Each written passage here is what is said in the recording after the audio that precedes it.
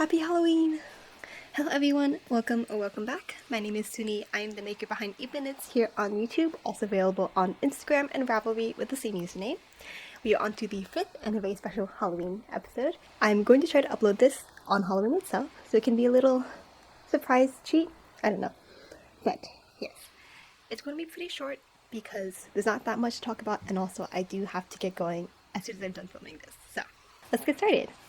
Really quick, my measurements. I'm going to go kind of speed run and also put a picture this side. Feel free to skip forward if you don't want to see this.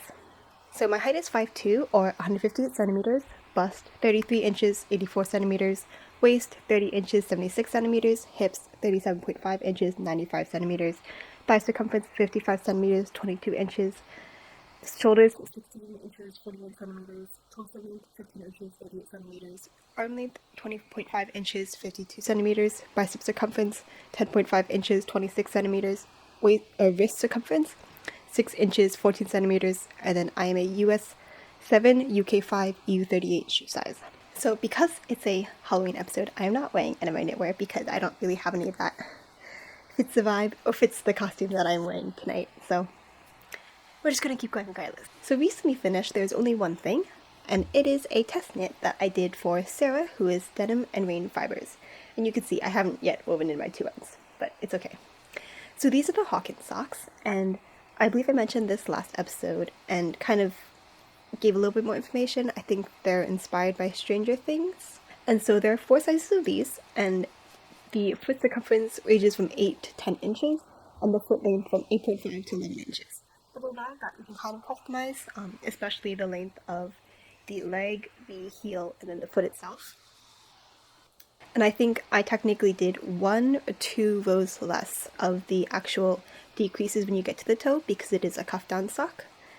Just because otherwise it wouldn't have ended up a little bit too long, but these fit perfectly without those 2 extra rows.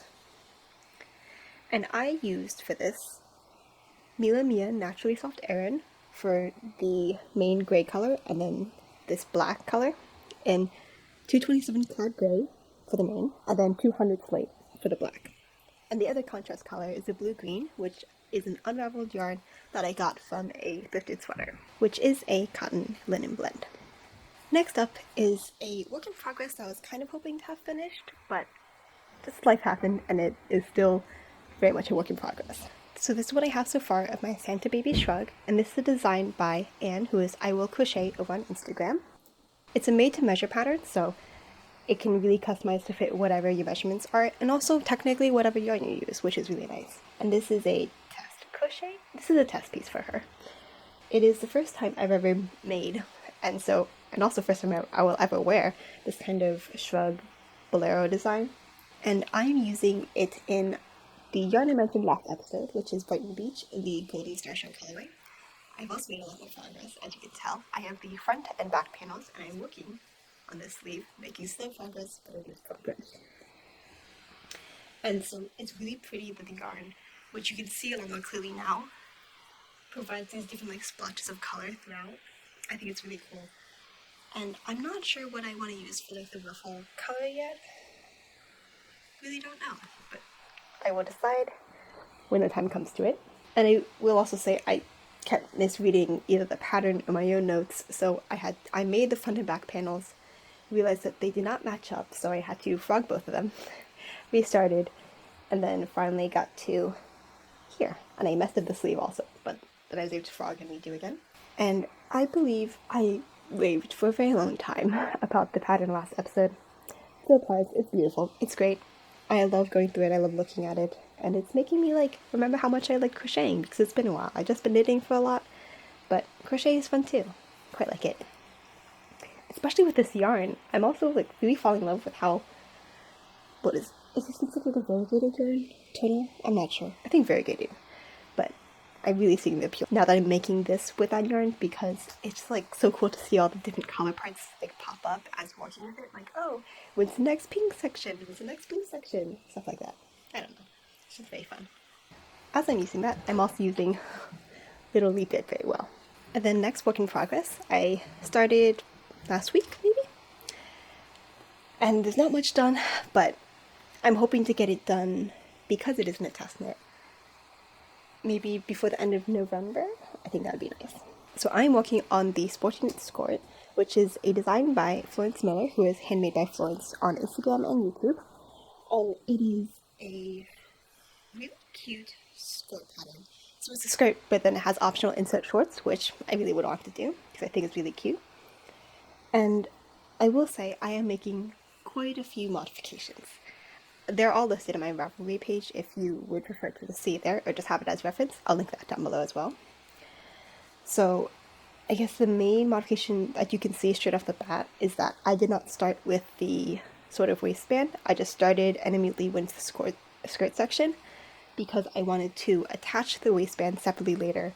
Partly because I don't have an elastic that I want to use for sure yet, and also partly because I think it'll give it a little bit extra like stability.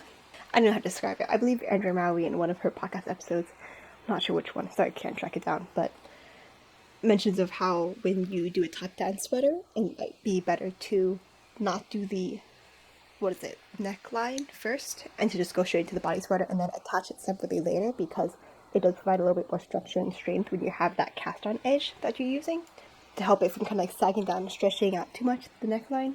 So I kind of figured similar concept applies. And then also another modification I'm doing is I'm doing more increases and different increases throughout this pattern. But I want the parts that raise up the knit stitches, I want them to grow a little bit more before the end of the pattern, because I do want it to be more of a circle skirt, I guess. I feel like in some of the pictures that Florence posted, and also some of the test knitters made, the skirt kind of goes a little bit too straight down for what I usually like in skirts. I think just when it is more of a, circle A-line, I think it looks better on me. So I wanted to do a little bit more increases to make sure that it flared out more.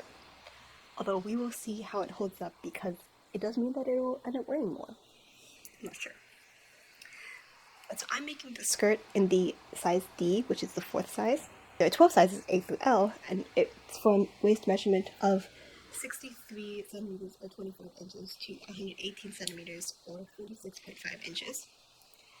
And then when I was looking at the pattern for the thigh, which set of shorts I should do, or which size for the set of shorts I should do, I'm a bit at a loss because my measurements, 56 centimeters, I think I said, would match up to like maybe the 1st or 2nd size for the shorts, which I don't know if that makes sense for me to be sizing down that much, because I really don't think I'm proportionately like built like that. I don't know. But yeah, the thigh circumference, it isn't mentioned in the Ravelry page, but it is listed in the pattern itself. The thigh circumference for the shorts range from 57 centimeters or 21 inches up to 96 centimeters or 37.75 inches. But overall, I really like it. I'm using the same yarn that she used in the version that she made, the second sample version that she made, the kind of like wintry version, which is drop soft tweed in the 8 or peppercorn colorway. I think it's really pretty. I did kind of have some frustrations using it and trying to start off with the pattern with this, because I'm not sure if it's drop specifically, but the way that this yarn worked was I did my sample swatch, my gauge swatch, to make sure that I was using the right needles. Once I confirmed that, because I wanted to, make sure I had enough yarn for everything, I undid that and I used that yarn to cast on. But then I messed up my cast on because I was doing either long tail or German twisted cast on, so I had to undo it, and then when I tried it again, the yarn was so thinned out that if I pulled on it too tightly, it would just keep breaking apart, which is a little frustrating. And even some parts that the yarn is a little bit thinner than others, it can happen like that, so I have to be a little bit careful not to pull too hard on the working yarn, which a little bit frustrating, but not too bad. And it is really pretty, and it's quite soft too, which is nice. And then final work in progress I'm going to show you to you today. Family members, if you don't want any surprises at all for Christmas or birthdays, don't look. My oldest sister especially, if you're somehow watching this, definitely don't look. Oh, everything's falling out. Okay, this is the beginnings of a step-by-step sweater by Florence Miller, another Handmade by Florence design, which is a free pattern that she released, I believe, this summer. Everything is falling apart, but that's okay. So I am using the same yarn that I used as one of the accent colors in the Hawkins sock, which is, again, a cotton linen blend, which I got from a sweater that I thrifted and then unraveled to use the yarn. It is pilling a teensy bit, but I'm hoping I might be able to shave it and it just won't look that bad in the final piece. So there are 7 sizes for the pattern, A through G, and it provides a finished bust measurement of 90 centimeters or 35.5 inches up to 150 centimeters or 59 inches. And I'm knitting size D, which is the 4th size. So I am at the point where I've put the sleeves on hold and I'm working part of the body, and then I kind of stop and put it away for a while. But I will hopefully get back to it soon. But since I'm planning to make it for my older sister's birthday, I do have, like 2 months-ish. So, not too much of a rush. I do really start working on my mom's birthday present though. And those are all the works in progress I'm going to share with you. So, really quick, I'm going to go through the acquisitions, which is basically just the few things I got from the recent fiber festival that I went to, and I mentioned last episode. So, first off, these little wool dryer balls. Aren't they so cute? Yeah. I think it would be nice to have, and they were, I think, a pretty okay price. It was $7 each, and they're hefty. They're nice, like this one especially. Very nice potato size. So I'm quite pleased with it. I've heard of them, and I do know that they're better environmentally and just also cost-wise to use in case of regular dryer sheets. So I'm very pleased about giving them a try. And I got 2 just because, in case anyone else in my family wants to use them, and if something happens to one of them, I've got a backup. And then for the yarn I got, so I got 2 skeins. These are both from booths that I really want to check out. This one, super pretty. It is a skein from Terrapin 501, and it is the Chesapeake DK 100% organic cotton base. And it's so pretty. It's like this sort of creamy, I don't know what it is. It's almost like a warm tone beige salmon color with some pretty heavy-handed, like rusty orange and then dark green, kind of like mossy green throughout it, and it's just so pretty. I'm not sure what I want to make with that, but I don't know. And another thing that I got is from a booth that I found out about because I saw a list of the vendors and I was kind of clicking through, and I was like, I definitely need to go here. So this is from Fully Spun, who is a Black queer-owned yarn brand, and it is in the transgender pride color, which is so pretty, and you can tell by the colors, I guess. So I bless my sister and also bless the owner for being so patient when I was like comparing each skein one by one. But so I really wanted one that was kind of equally blue, white, and pink as much as possible, but also had some really nice like punchy bits. There are some parts that have a lot darker of the dye hidden or put in, which is really pretty. And I am actually thinking about making, there's a free pattern I think Jessie May released maybe last year. It's a tank top, and I think that this would be more than enough for one of those.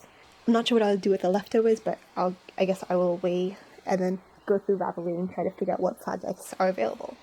But I'm very excited to use this, although if I am making a tank top with it, it's probably going to be on the back burner for a while until it becomes a little bit more seasonally appropriate, because even though you can obviously layer tank tops underneath other stuff, because this is in such like a lovely colorway, I do want to show it off, and I feel like it'd be a little bit of a shame if I made it and I had to wear it but only underneath things that you couldn't see it for a very long time. Or maybe I could do it with a cardigan. I don't know what cardigans would go well with this colorway. Maybe just a jacket? I don't know. I'll figure something out. I was originally supposed to film this a little bit earlier, but I got sick.